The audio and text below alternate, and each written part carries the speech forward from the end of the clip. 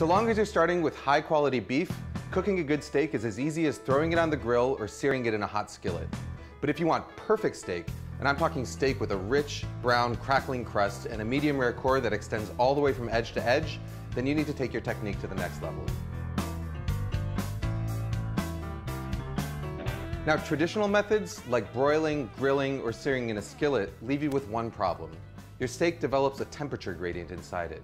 So while the very center of the meat might be a perfect medium rare, as you move towards the outer layers, it becomes more and more cooked until you reach the edges, which have the dry, chewy texture of well-done meat.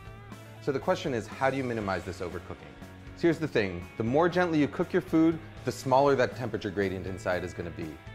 So for instance, if you cook a steak in a 500-degree oven, you're going to develop a pretty thick band of gray meat inside. Cook that same steak in a 250-degree oven, and that gray band shrinks significantly. You may have heard of a concept called sous vide cooking, and the idea here is to take that low temperature cooking to the extreme. With sous vide cooking, you place your steak inside a sealed plastic bag and then put that plastic bag in a water bath held at the exact temperature that you want to serve your steak at, say 130 degrees for medium rare. About 45 minutes later, you take your steak out of that bag and it's perfectly evenly cooked from edge to edge with no temperature gradient and no danger of overcooking. The problem is that sous vide equipment is really expensive, but there's an alternative, a regular old $30 beer cooler. Even though a cooler is designed to keep cool things cool, it's equally good at keeping hot things hot. So all you've got to do is fill it up with hot water, adjust the temperature with boiling water or cold water, and then place your bag meat inside it to cook.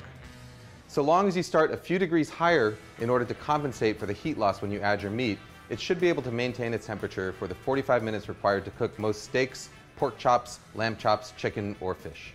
You can cook your meat either in a cryovac style bag or in a regular heavy-duty Zipperlock bag. In order to get the air out of a Zipperlock bag, put your meat inside it, zip it up most of the way, and then slowly lower it into the water, sealing it just as the air is forced out. You've probably noticed one glaring problem. Your steak develops no crust or color.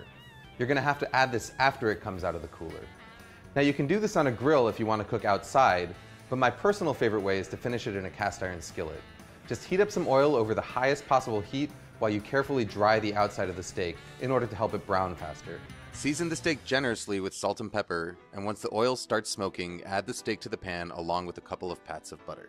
Cook the steak just until it's browned on both sides, about a minute or two, and then to finish it off, hold it up vertically with tongs in order to get the edges. The beauty of this method is total flexibility in terms of timing. Once your steak comes up to temperature inside the cooler, you can let it sit there for up to a few hours longer without worrying that it's going to overcook. Your steak is going to be hot and ready to sear as soon as you're ready to eat. You want to up your game even further? Then get yourself one of these guys. By combining the intense heat of a propane torch with a cast iron skillet, you can get a steakhouse quality char in a matter of moments. Just make sure that you shut off your smoke detectors first. It may take a little bit more time, but if you're willing to put in the effort, this is the best quality steak you can get at home.